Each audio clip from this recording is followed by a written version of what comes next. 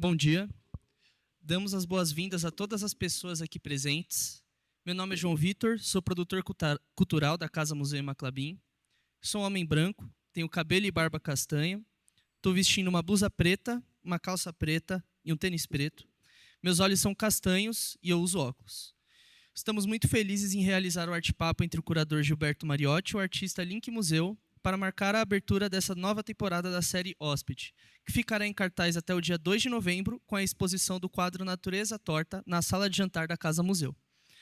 Gilberto Mariotti é curador do projeto Hóspede, doutor em Poéticas Visuais pela Escola de Comunicações e Artes da Universidade de São Paulo, professor de História da Arte na Escola da Cidade, co-organizador dos livros Museu, Arte Hoje e Monumetria e co-editor de Contracondutas, Ação Político-Pedagógica.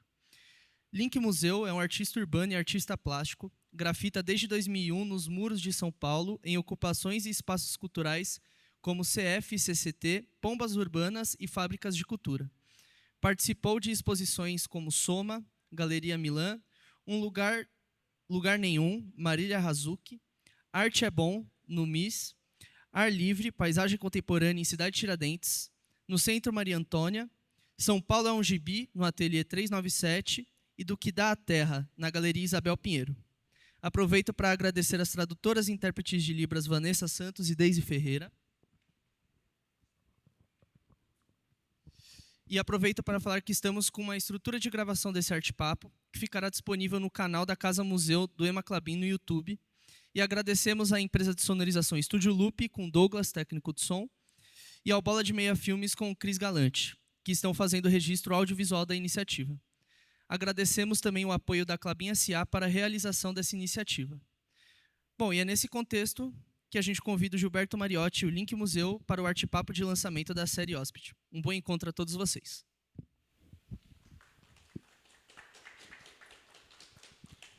Legal, bom dia. Obrigado pela presença de vocês. É um prazer convidar vocês e ter o Link aqui.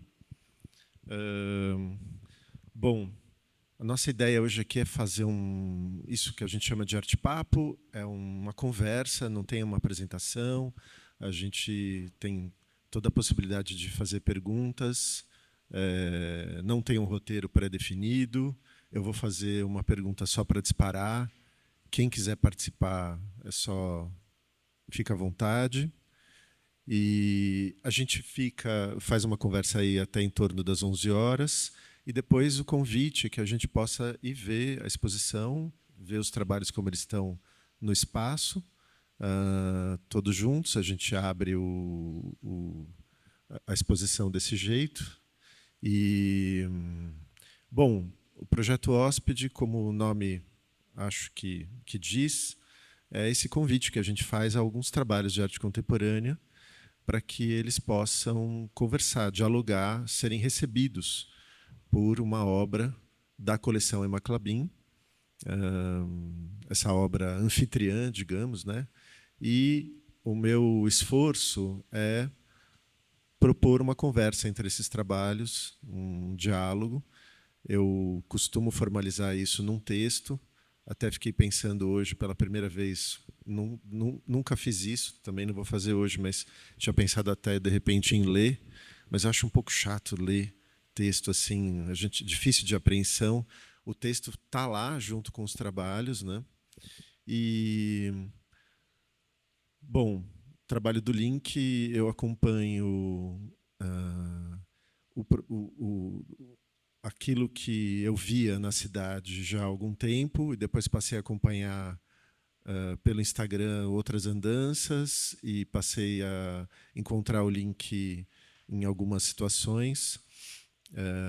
E depois tem aí esse outro momento em que a gente começa a ver pinturas sobre tela, e também a gente tem acompanhado.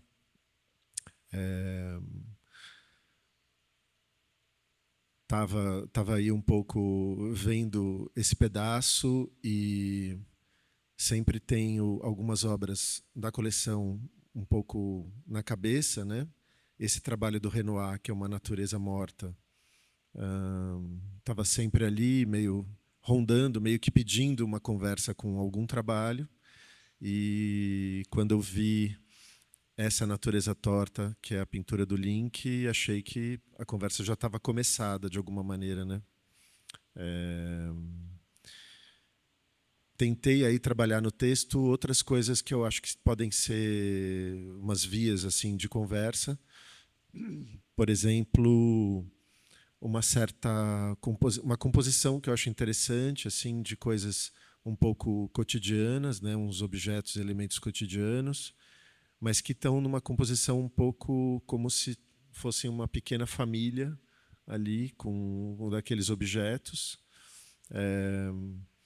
E, enfim, me perguntar sobre esse gênero, natureza morta, em relação a esses dois trabalhos e me perguntar também se tem uma relação entre essas pinturas aí que o Link tem feito sobre tela e todo o caminho que ele percorreu no picho e ainda percorre e como essas coisas conversam, né?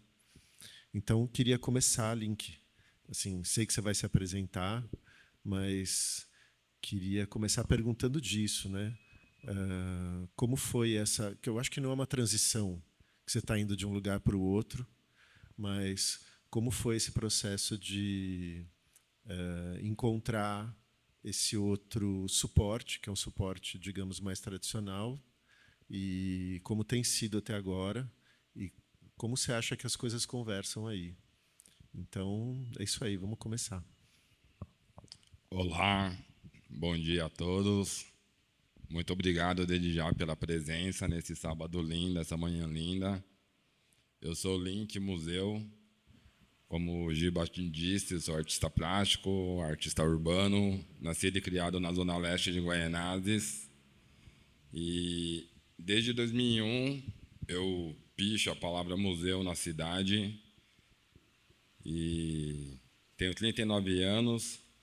E desde muito moleque eu sempre gostei das pichações que eu via no caminho da escola, mas eu não sabia, não entendia aquelas coisas. Então o que me atraía de fato não era as letras, e sim as cores, porque era aquela mancha de borrão preto ou escuro, e de um dia para o outro, quando eu passava, tinha um borrão amarelo, um borrão branco. Então aquela cor me atraía. No que eu comecei a aprender na primeira série o alfabeto, eu comecei a assimilar as letras com as pichações que eu via no caminho para a escola. Então eu comecei a aprender a ler e escrever e também já olhar para as pichações. E como todo adolescente, a fase da adolescência é a rebeldia, eu comecei a pichar na adolescência, riscar a escola, o banheiro, as carteiras. E sofrer a repressão, né? Porque é uma arte marginalizada, seja na rua, ou seja no campo educativo, que seja. Então, eu tive complicações na escola. E os caminhos foram me levando a outros rumos. Eu comecei a me interessar por grafite, mas é uma coisa também que era bem, assim, de fato, longe de nós, né? Embora seja uma cultura periférica, na periferia onde eu morava não tinha nem sequer curso de grafite. E eu fui fazer Parceiros do Futuro no ano de 2000, e o professor era mais doido que nós. Então, me ensinou muita coisa. Então, toda a influência, o rolê assim artístico, veio de referências da rua mesmo, a vivência. E comecei a fazer bomb, comecei a treinar os personagens, fazer tag, até de fato começar a pichar mesmo na rua, ir para a linha do trem, ir para os lugares alheios, assim, sair da minha zona de conforto ali da minha vila. E fui difundindo esse nome museu, que é um grupo de pichação que foi criado em 1989, lá na Coab Juscelino. E no ano de 2019 eu tive o contato com um coletivo artístico, que foi atuar na minha região lá, conhecer a cidade de Tiradentes, Itaquera, ali em Guaianazes, onde eu tive o enorme prazer de encontrar meu irmãozão aqui, o Rodrigo Andrade, e começar uma parceria artística. Daí, o Rodrigo, com as formas ornamentais dele, usando tinta a óleo, e eu fazendo o meu picho, usando rolinho, um latex. Um encontro de dois mundos distantes, embora sejam bem parecidos, porque inclui tinta, pincel, mas totalmente diferente. Eu já começo pelo material. Eu nunca tinha tido contato nenhum com tinta a óleo. E quando eu vi a primeira vez a tinta a óleo com o Rodrigo, eu fiquei super curioso e abobado. Aquele negócio cremoso, brilhante ali, pastoso. E não sabia nem como usar aquilo.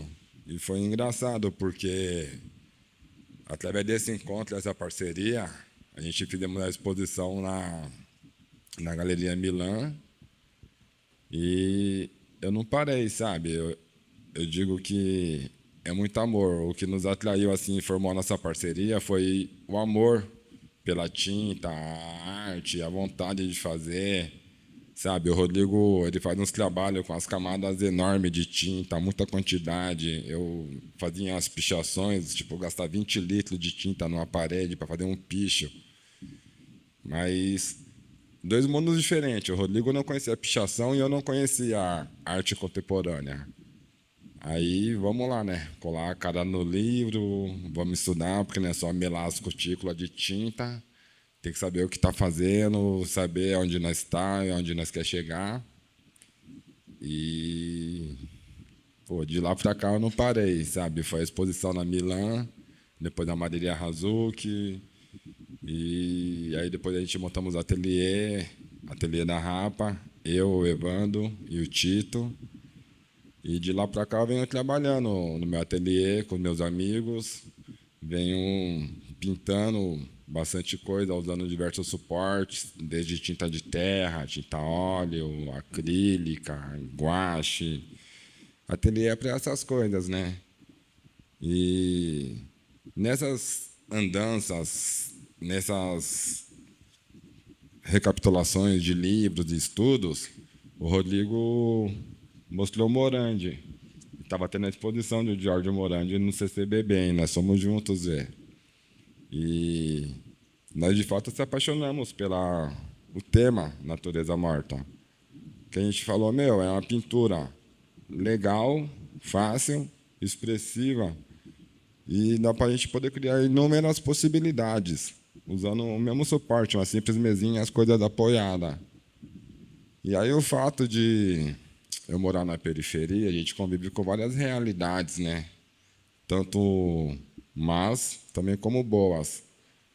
E eu procurei retratar nessa pintura, Natureza Torta, um pouquinho desse dia a dia, sabe?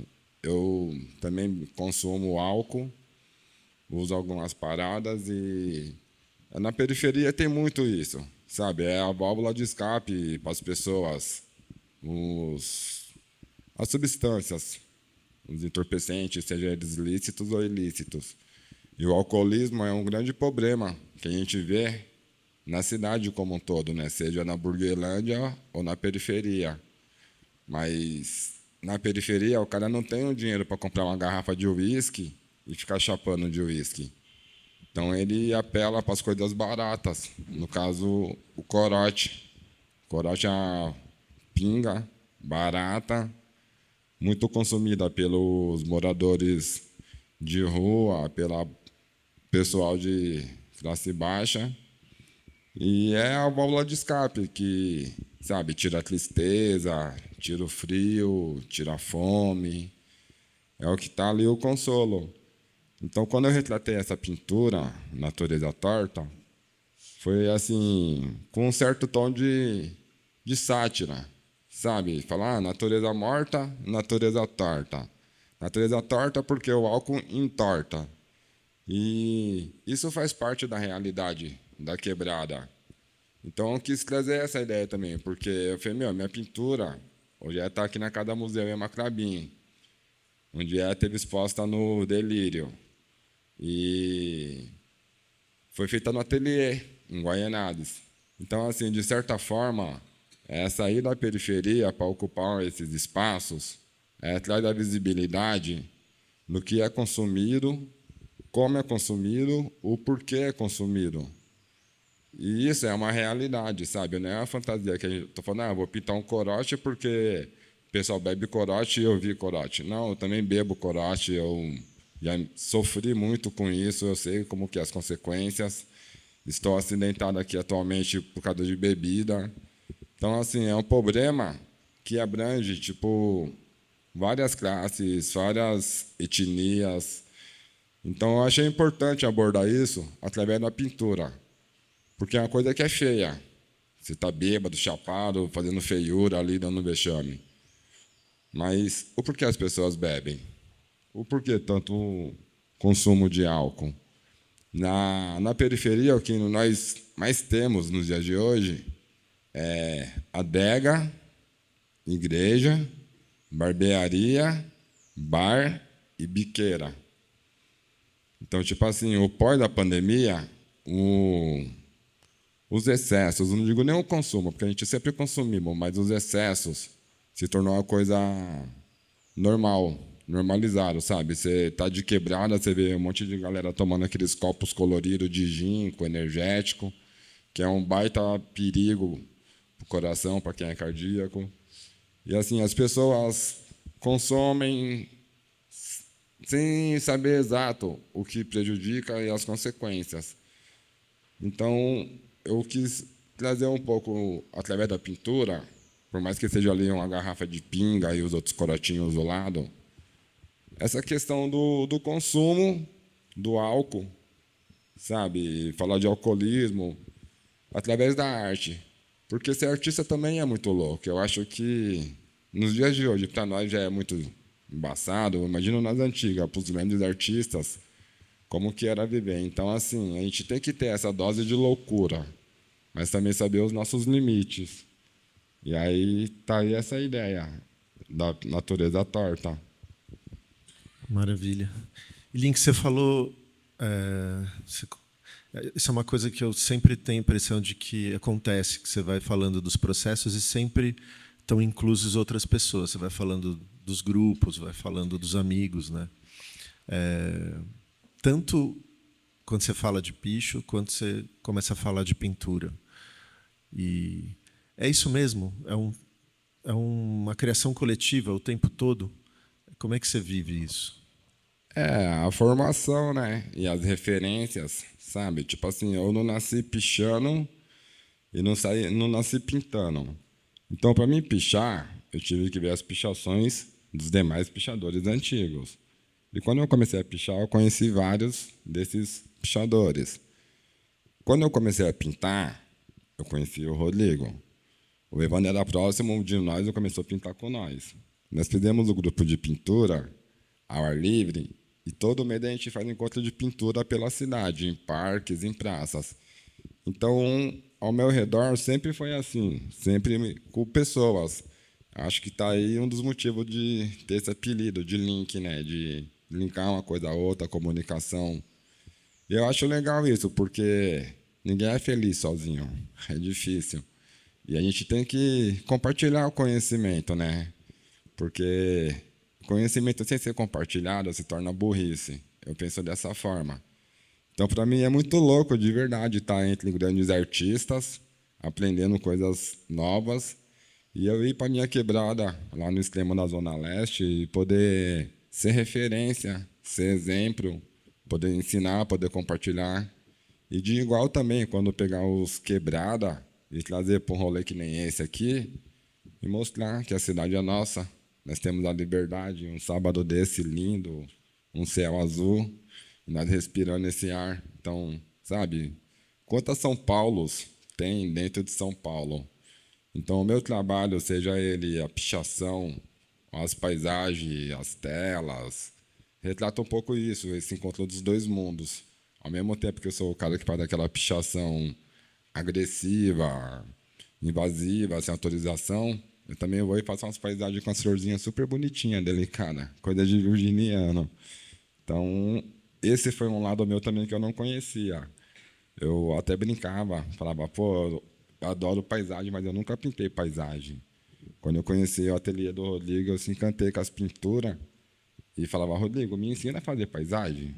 E ele dizia, não, a gente vamos ter um grupo de encontro ao ar livre. E vai ser legal a gente montar os cavaletes, ficar observando e pintando. Então, assim, sem nenhuma formação acadêmica, estudo, faculdade, curso, sem nada. É totalmente na raça, na prática e dedicação e amor. E tem dado certo, eu tô super feliz, sabe? Fazer algo que eu gosto, que eu me mantenho, que eu me expresso e conquistando lugares. Tipo, eu nunca me imaginei um dia estar no Jardim Europa, sendo morador do extremo da Zona Leste, falando de arte, sendo pichador, mal visto. E hoje estou aqui, a convite do meu querido Giba, e posto a trocar ideia com todos aqui. Esse é o link. Boa.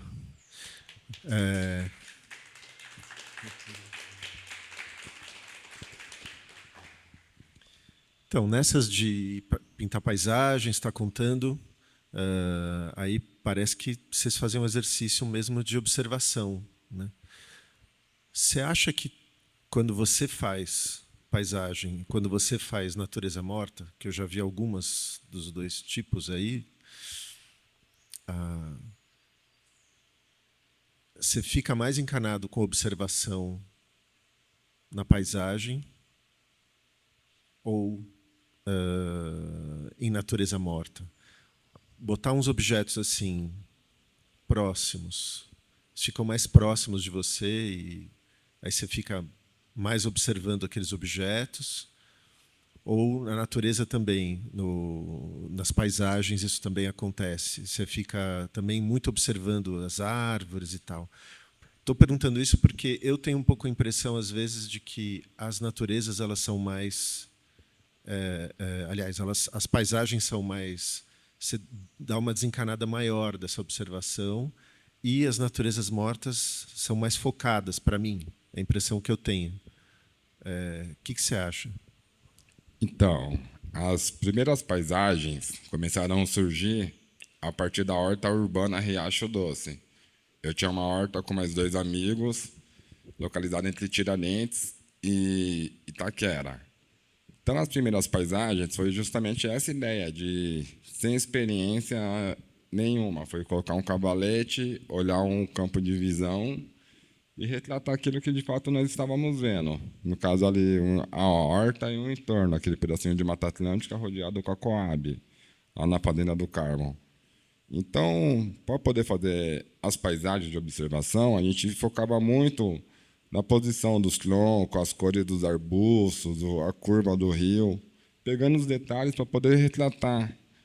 Não com perfeição, porque eu não sou perfeito, né? Mas como referência. E aí, vendo as naturezas mortas, estudando George Morandi, que foi um dos mestres e tal, vendo outras naturezas mortas também, a gente começamos a observar que era uma pintura que exigia o primeiro plano, a mesa, os objetos sobrepostos. E aí a gente começamos a criar a natureza das mortas, sabe? Às vezes uma garrafinha de corote, uma de cerveja. O Evandro, por exemplo, ele gosta de ir na feira com a mãe dele, ficar vendo as frutas, aí ele fica fazendo as naturezas mortas com frutas. Então a gente incrementa essas coisas que faz parte do nosso dia a dia. Eu preferi fazer um corote. O Evandro faz as frutas. Então, sabe, as coisas que estão no nosso dia a dia. Mas eu, particularmente, eu gosto de me dedicar mais quando eu estou fazendo uma pintura de observação do que estar pintando no ateliê uma natureza morta. Eu falo, eu vou fazer uma natureza morta. O Tito fica brincando, fala que eu sou o cara dos vasinhos. Eu adoro planta, eu adoro terra, pinto com terra. Então, por que não ficar fazendo meus vasinhos e minhas florzinhas? Deixa lá, tá legal. E hoje você falou desse começo aí no picho, que a primeira relação que você teve foi com cor. Eu não tinha ouvido isso ainda, fiquei pensando aqui se... Pô, tem uma pira de cor, né, nessa coisa da natureza torta, dos corotes, dos sabores. Tem também isso nessa tela? Será um gosto por essas cores industriais aí? Na pintura, o corote de primeiro plano é o corote puro, sem sabor nenhum, que é a cachaça mesmo, né? E ele é o mais radical. Então, quando eu consumia em excesso, eu bebia corote com tangue, porque pinga pura ninguém merece, é ruim que só. E aí jogava um suquinho para dar um gostinho. Só que os caras é tão danado que eles fizeram os corotes de sabor. Aí tem vários corotes de vários sabores. O corote é uma marca, tá, que eu estou dizendo, mas tem Fiorette, tem um monte de marquinha desses mesmos chipinhos. E aí, incrível que pareça, os corotes também têm cores. Aí juntou uma coisa gostosa, o sabor e a cor. Entendeu? Então, na pintura tem retratado isso. O brabo ali no meio, o corote puro, e ao redor os corotinhos coloridos, que são uns de sabores ali, blueberry, morango, Tutti-frutti. tutti-frutti. E é o que rola no rolê, sabe? Você vai na balada, o pessoal tá tomando um gin lá, com energético e um gelo de coco. Nós já fizemos esse teste, mano. A gente pegar um corote, pôr num copo, um gelo, tá tudo bem. Você não viu ainda o Renoir ao vivo, né? Não vi ao vivo. Estava estudando um pouco sobre ele. Para todos que eu falei sobre o Renoir, todo mundo falou: pô, muito, sabe? E eu fiquei, super ansioso e empolgado, porque eu já vim aqui no MIS, já vim aqui na Galeria Nara Roster, já vim visitar alguns espaços aqui, mas nunca de fato eu tinha vindo aqui na Casa Museu em Maclabim. Então comecei a seguir o perfil, comecei a acompanhar aqui, fiquei super curioso com a mobiliária, com os quadros, e para ver essa obra do Renoir. E fiquei muito feliz com o convite do Giba, e adorei essa ideia, porque é uma coisa totalmente diferente, né, sabe? É uma pintura de hoje, tratando uma cachaça barata de quebrada, pintado por um cara que está há 5, indo para 6 anos de carreira, ao lado de um mestre, o Renoir. Então, acho muito louco também essa ideia. E a ideia dessa separação de tempo entre vocês, né? Mas, ao mesmo tempo, de vocês estarem... pode juntar ali umas coisas que tem em casa e que formam uma composição, né? E que são ali tão disponíveis e que são importantes no cotidiano, né? Vai ser legal quando a gente puder ver ali juntos. A gente não tem microfone volante hoje, tem? Só para garantir. Alguém quer fazer alguma pergunta, falar alguma coisa?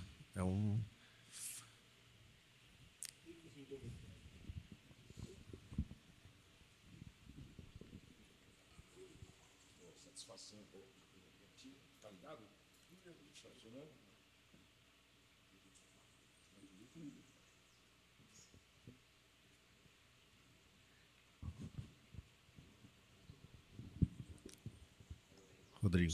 Alô, alô. Agora sim. Pô, satisfação, hein, essa conversa aqui.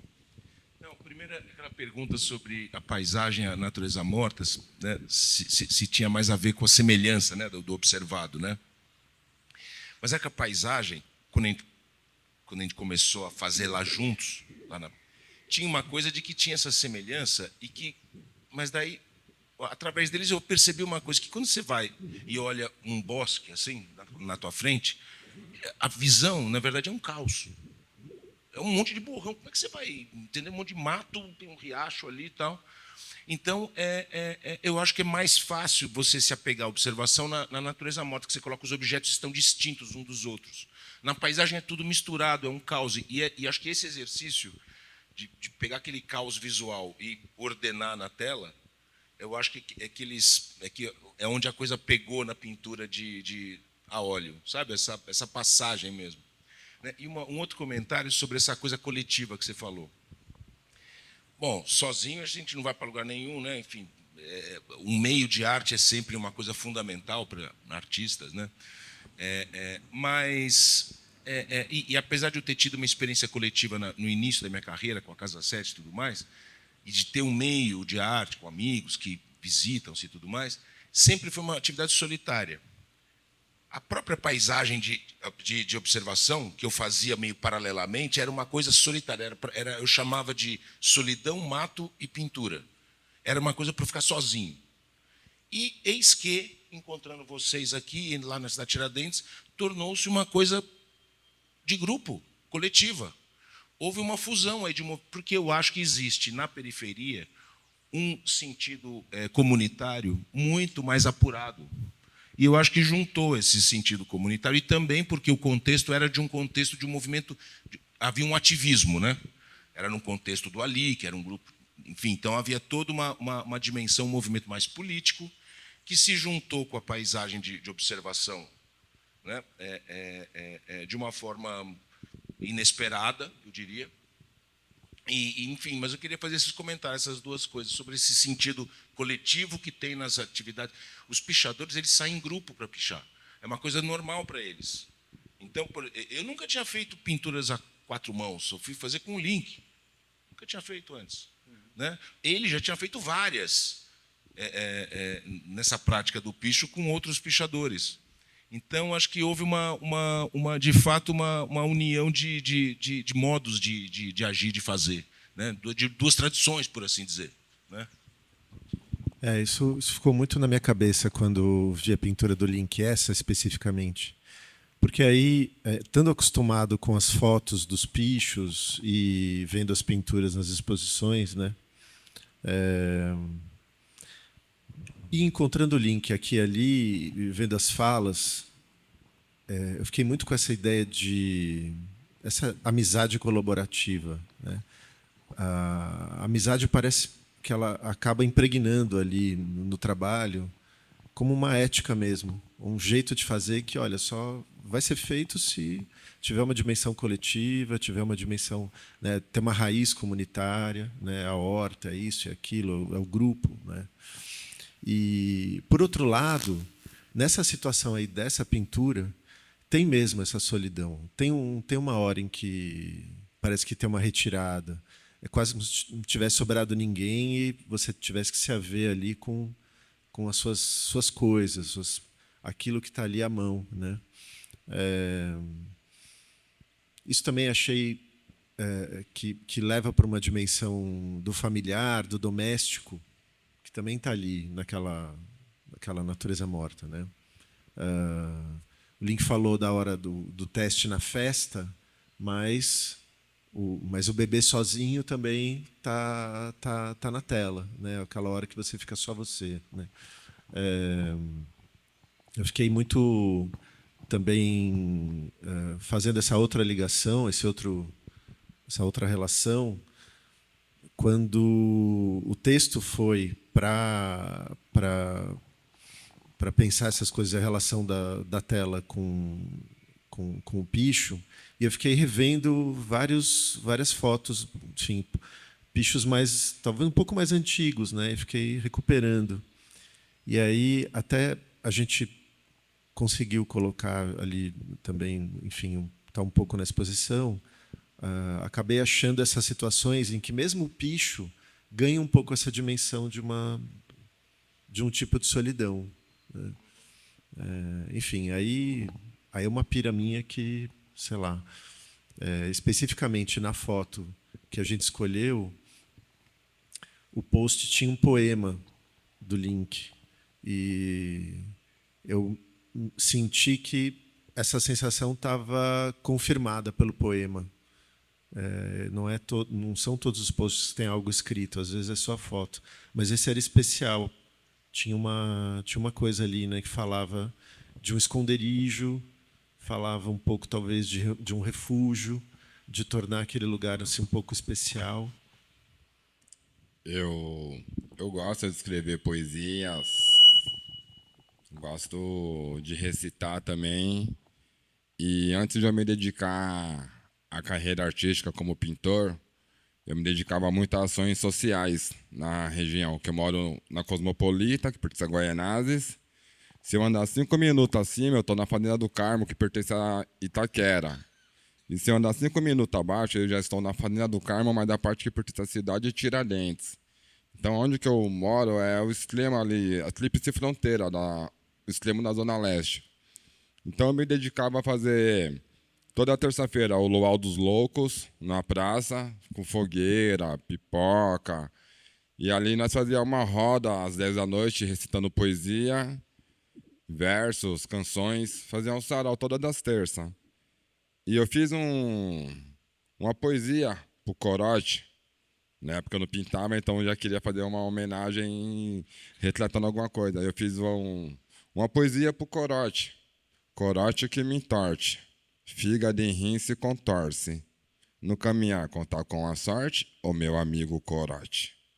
Corote, o puro de sabor, outro gole e eu dou. Sabe, eu esqueci o restante, mas era nessa linhagem assim, retratando uma viagem minha bêbado, digitando no computador, pegando milho. Então, quando eu comecei a fazer as pinturas, eu deixei de lado um pouco essa vivência nos saraus, as escritas, tal, mas eu amo muito. E o Giba, nessas estudos, vendo meus posts, ele viu uma foto de um picho meu e tem um poema que eu escrevi, que eu nem lembrava, e eu reli ele, gostei demais. E até emociona falar, quando falar de escrita, porque eu estou sentindo muita falta disso. Essa fase que eu estou agora, sabe? Essas dores, desse processo de ficar lá em casa com a perna quebrada. Então, pinturas e estudo tem sido foco. Mas eu acho que tem toda essa ligação, sabe? A minha pichação, ela foi criada nos anos de 89. É um letreiro que as crianças conseguem ler, os adultos, quem é do rolê do picho que não consegue ler facilmente a palavra museu. Porque quando a pichação começou, não eram essas coisas dos dias de hoje, esses letreiros, essa tipografia mais elaborada, rabiscada, com curvas. E o meu letreiro é antigo, então todo mundo consegue ler o meu picho. E é legal assim ver os vizinhos, as pessoas que não é desse rolê de pichação, chegarem em mim e falar: eu vi um picho seu lá na Zona Sul, eu vi um picho seu lá no centro. E aí, tipo, sabe, tem ali o viaduto, a pessoa embaixo da estação de rua, aquela mazela toda, aquele descaso todo. Às vezes o lugar está todo depredado ali, sujo, precisando de uma pintura. E aí eu vou lá e faço uma pichação, museu. Não é exatamente a pintura para renovar o espaço, deixar ele limpinho, pintado. Mas só o fato de ter a cor, ter uma coisa ali, já chama a atenção, a visibilidade para aquele espaço. Aí eu volto à minha infância, quando eu via aquele muro todo preto e aquela mancha branca que parecia naquele monte de borrão. Chamar a atenção para aquilo. Então, eu acho que, assim, por mais que a pichação seja uma coisa marginalizada, seja uma coisa que é discriminada, ela tem esse poder, sabe? Você vê os prédios no centro que estão abandonados, e na calçada dos prédios abandonados tá os moradores de rua ali sem moradia. Aí vai o pichador lá e picha o prédio, e vem um policial querer pegar o pichador porque ele pichou o prédio. Sabe? É assim, umas coisas que não tem lógica. O cara tá achando ruim porque eu tô pichando o prédio, mas o prédio tá lá e ninguém mora. Por que não pega o cara que tá aqui na calçada passando frio, passando fome e põe ele para morar lá? Sabe? Tanta casa sem gente e tanta gente sem casa. Quantas São Paulos existe dentro da nossa São Paulo? Quantas São Paulos nós conhecemos? E aí vem falar, o cara é um vândalo, o cara é isso, o cara é aquilo. O porquê? O que levou? Sabe? Toda ação tem a sua reação e tem as consequências. Então, esse amadurecimento veio através de companhias, de pessoas mais experientes e de auto se refletir também, porque antes era muito doidão, muito por impulso, sabe? A gente tava coisa de bagunceiro, de moleque, de empolgação. E aí, toda ação tem sua reação. Eu já sofri vários danos. Então, hoje em dia eu estou mais controlado, mais sossegado. Ainda continuo bebendo, continuo pichando, continuo fazendo umas bagunças, só que de uma forma agora mais reduzida e mais concentrado nas coisas que dão bons resultados, né? Porque já estou com 39 anos, não sou mais nenhum menininho e a vida passa. E até quando ficar sendo só bagunceiro?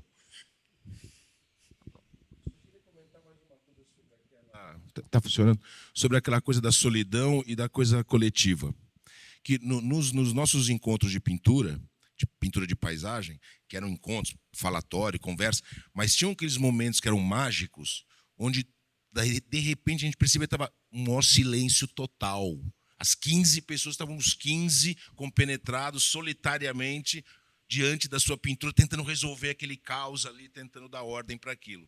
Então, acho que... E os pichadores, quando vão pichar juntos, cada um faz o seu. Eles fazem juntos, mas cada um faz o seu, né? Ficam juntos, então está associado. Então, existe um equilíbrio aí, eu acho que entre uma coisa coletiva e uma coisa individual, solitária, né? Eu acho que tem. Acho que a Fernanda.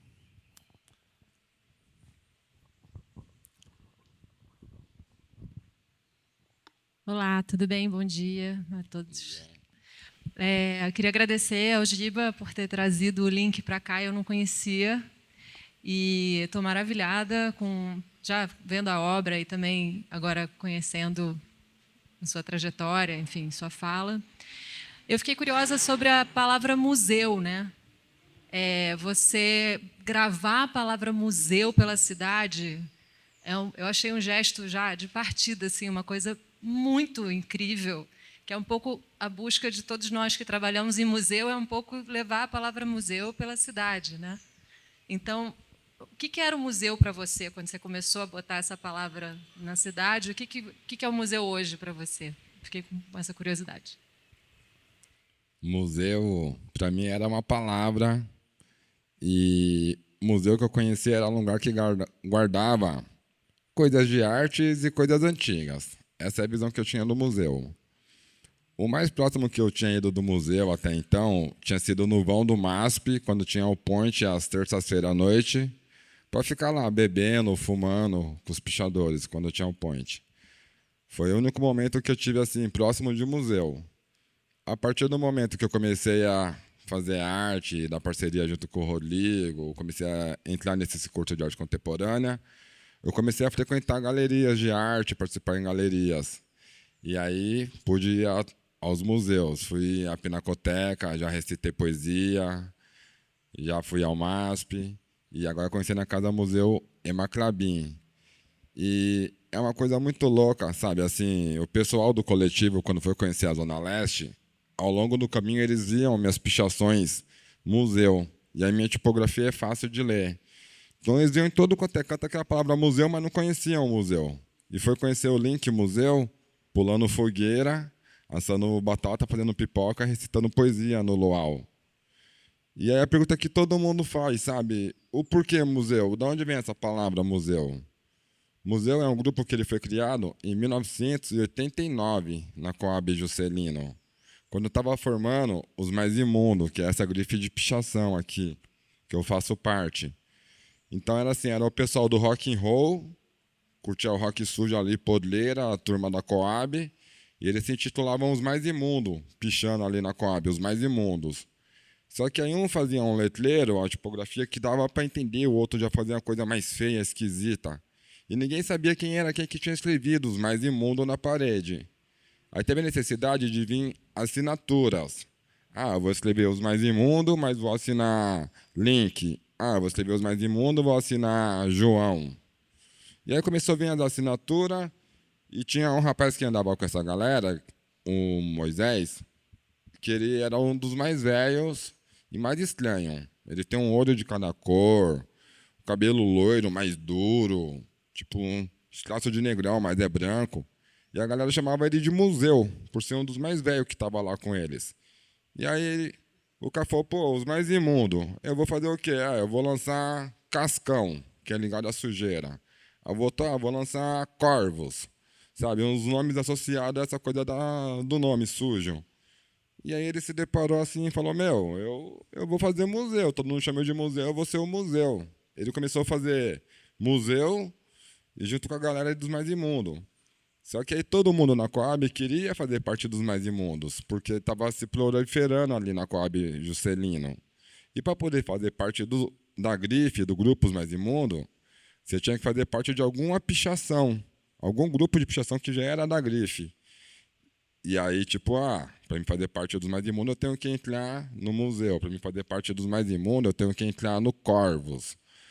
E aí, ao longo, tipo, de 89 para cá, teve várias integrantes no museu, sabe? Desde que virou polícia, virou ladrão, que casou, que finou, teve várias pessoas. E quando eu entrei no museu, no meu aniversário, dia 1º de setembro, em 2001, era uma pichação muito regional ali, da Zona Leste, Juscelino. E eu comecei a frequentar o Centro Cultural da Vergueiro, o Ponte no Centro, as festas, para se envolver mesmo no rolê, não chegar, sabe, flutuando que nem um balão, saber onde que eu estava e o que eu queria. E comecei a espalhar o museu em todos os cantos onde eu passava. Então, eu proliferei, expandi, fazendo essa palavra museu. Mas, assim, não tinha o reconhecimento como artista e não tinha valorização, até conhecer o Rodrigo, conhecer o coletivo e começar a usar telas, pintar em telas. E foi uma coisa muito louca, porque já são 24 anos fazendo essa palavra pela cidade pichando, mas é nas paredes, são nos muros. E aí, de repente, você se coloca de frente a uma tela branca e fala, eu tenho que pichar isso, autorizado, sabe? A vida toda eu estou pichando, correndo de polícia, correndo do Zé Povinho, e agora eu tenho uma parede aqui para me pichar autorizado. Então, assim, foi uma coisa também muito doida, essa coisa de sair da rua e vir para a tela. E você está na tela pintando também, mas você não abandonar a rua. E você tinha vindo numa casa-museu antes? Nunca. Bom, acho que a gente... Você quer, Paulo? Vai.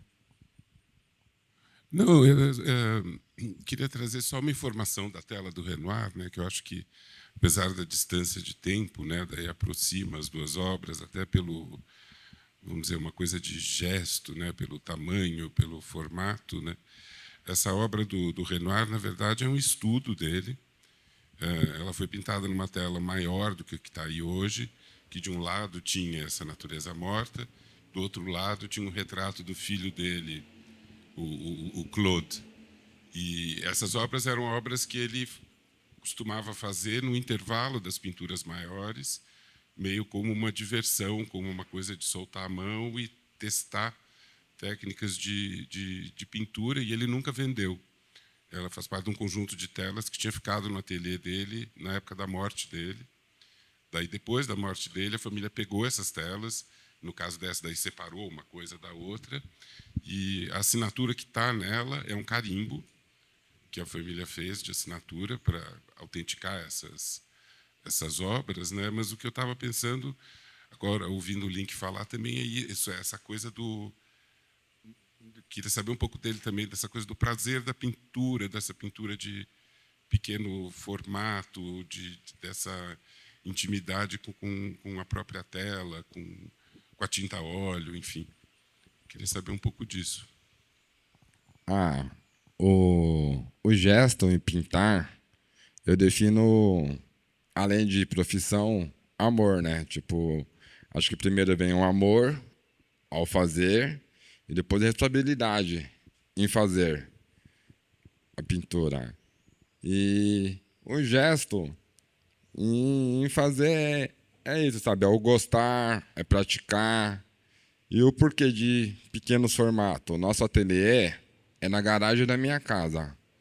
É uma garagem pequena, onde reside eu, Evandro e o Tito, terapia, produzindo trabalhos. Já temos 3 anos de ateliê. E aí o fato de ser na minha casa, a garagem que meus pais alugou para nós, para a gente produzir, é um espaço pequeno, em tamanho, mais grande em sonhos. Então, a gente produz as pinturas pequenas porque não tem espaço para poder fazer uma de 1,20, de 2 metros, que foi uma coisa também muito doida quando eu fui fazer a produção junto com o Rodrigo. Porque até então a gente ficava ali fazendo encontro de pintura, as telas 20 por 30, 30 por 50. E aí, chegar no ateliê do Rodrigo, tem uma tela de 2 por 2,5, um exemplo, sabe? Tipo, aumentou as coisas, está com fermento nessa massa aí, tá grande esse bolo. E aí, vendo agora você falando da obra do Renoir, essa coisa do intervalo entre uma coisa grande e fazer uma pequena, uma coisa que de estudo. Eu acho que isso que é o legal, sabe? Aproxima a minha pintura com essa obra dele, porque aquele natureza torta ali, não foi assim, algo que eu falei, eu quero pintar, eu vou estudar para fazer. Eu peguei a tela, olhei e falei, vou fazer um corotinho aqui. Aqui eu vou colocar mais esses, aqui eu vou colocar mais esses, porque aqui está muito vago. E intervalo entre uma e outra, não foi algo que eu fiquei estudando para poder fazer aquilo ali e fiquei gastando muito tempo. Eu estava fazendo um monte de coisas, mas eu nada fez. Natureza Torta, Giorgio Morandi, a exposição, os livros, a gente está pintando a natureza morta. Eu vou fazer um aqui do corotinho aqui. Tem essa pegada também, sabe? Entre uma coisa e outra, vou desapegar um pouco daquela responsa e vou se divertir aqui fazendo um negocinho mais que não me exige tanto. Perfeito. Bom, o convite agora é que a gente vá ver. Tem. Poxa, não, claro. É uma pergunta simples, né? Eu te conheci na exposição Tinta Neles, lá na Casa do Jasmim. galeria. Bom, enfim, e eu vejo no que você explicou agora, na tua trajetória, na tua dedicação à arte, desde o picho até a pintura a óleo. Você também comentou comigo na época que o coletivo que vocês fizeram, né, no Rio Doce, foi muito importante para você. E eu vejo o seguinte, me parece, pelo que você, na tua conversa aqui, você não estava preocupado em reconhecimento, me parece. Você estava não preocupado, você queria se dedicar, né? Em todo esse processo, mesmo antes da Casa do Jasmim, houve um momento que, poxa, agora estão me percebendo, agora a minha arte está acontecendo. Começou a perceber, começou o gatilho. E isso foi o quê? 2, 3 anos que eu te conheço, e nós evoluiu para caramba. A coisa espalhou, você está produzindo, você está sendo conhecido. Então, houve esse momento espontâneo, agora estão me percebendo, agora a minha arte vai ser vista, seja onde for, é isso. É muito, muito legal falar dessa questão da visibilidade, porque assim, ao longo de mais de 20 anos pichando a cidade, não tem um reconhecimento. Você está usando a cidade como a tela, você está interagindo com a cidade, você faz parte da cidade, você sabe as coisas que a cidade tem, seja na periferia ou no centro. E você não ser visto, você ser invisibilizado. E aí, a partir do momento que você começa a pintar, você começa a frequentar ambientes mais artísticos, começa a ter uma formação, um conhecimento, você começa a ter prazer em fazer. A princípio foi a curiosidade. Como eu disse, eu nunca tinha usado tinta a óleo. Então, como que usa isso? Como que mexe com isso? Como que faz essa parada? Era meio que isso. E o meu ótimo parceiro aqui bota as caras nos livros. Vamos ver aqui Gauguin, vamos ver Goston, vamos ver Basquiat. Estudando os artistas, estudando os trabalhos e aprendendo. Então, isso foi alimentando e tem alimentado até hoje, sabe? A curiosidade, a intuição, a produção, a dedicação e colhendo os frutos. A minha mãe e meu pai, eu já dei várias dores de cabeça, vários trabalhos por pichar, já, nossa, sofri acidente, processos. E, assim, sempre fazendo pichação, até mesmo os vizinhos, sabe? Achando ruim, uma forma mal vista de ser olhado. E hoje em dia, como artista, as coisas mudaram, sabe? Minha mãe reconhece, meu pai valoriza. Meu pai nunca tinha ido numa exposição minha de arte. Ele foi na minha primeira individual, no Ateliê 397 esse ano. São Paulo é um gibi, onde a gente retratamos justamente a pichação paulistana. E a história da pichação, sabe? A resistência ao pós da ditadura, o ponte, as folhinhas. E é um universo que as pessoas não conhecem. Conhece, tipo, você acorda de manhã e vê a sua casa pichada. Você não entende o que está escrito, não sabe como o cara chegou ali. Então, para você entender isso, você tem que meio que estudar, fazer parte dessa parada. E minha mãe e meu pai convivem com isso, mas eles puderam somente agora, tipo, ver a pichação como uma forma de arte dentro do espaço de arte sendo falada e vista como arte. Então isso eu acho muito legal também, de mudar a questão da visão das pessoas, quebrar o preconceito, furar a bolha e ser o que nós é, sabe? O link que eu estou sendo aqui no Jardim Europa é o link lá de Goianazes, é o link lá na gringa, é o link aqui em qualquer canto. Ser o que é, fazendo o que é da melhor forma e por gostar. Porque eu acho que assim, você pode ganhar 1 bilhão, mas se você não gosta do que você está fazendo para ganhar aquele 1 bilhão, você vai fazer mal feito, você vai fazer com má vontade. Agora, quando você gosta do que você faz, você tem um prazer, você dá o seu melhor. Você pode não saber, mas você vai se esforçar para aprender. Então, acho que isso tem movido o meu trabalho desde quando eu comecei, desde minha primeira dedada naquele pote sebento de tinta a óleo até as pinceladas de hoje, sabe? O domínio, a prática, a perspectiva. E, como eu falei, não guardar para mim só esse conhecimento, sabe? É difundir. Eu faço atividades com crianças. O nosso ateliê chama Ateliê da Rapa, porque a gente abre a porta, a gente está exposto para a rua, então todo mundo tem contato com arte. Na periferia não tem arte contemporânea, principalmente. O que nós mais temos próximo de arte na quebrada é o sarau, é o picho, é o grafite e o artesanato, tá ligado? Então, você chegar na quebrada, você falar de um Basquiat, no Caravaggio, do Monet, no Cézanne, as pessoas ficam perdidas, as pessoas que não têm contato com isso. Eles conhecem no máximo a Mona Lisa, um Picasso, ou já ouviu falar do Van Gogh.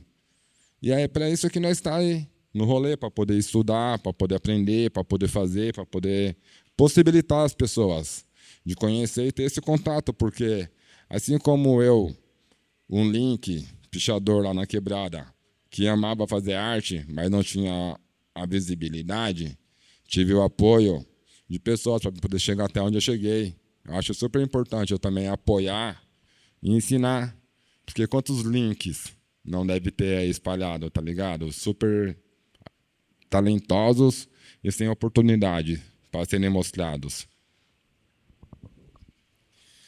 Muito bem.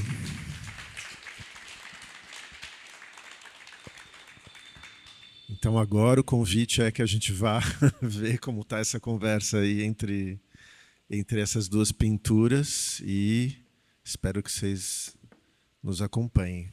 Obrigado, Link, por ter vindo. Muito obrigado a cada um. Muito obrigado, Giba, pelo convite e a curadoria. Eu que agradeço. E muito obrigado a toda a equipe da casa, a recepção. Estou muito feliz. E agora passou um pouco a ansiedade. Estou aqui, né? Não, agora é só... Agora já está tudo pronto, está tudo lá. Valeu.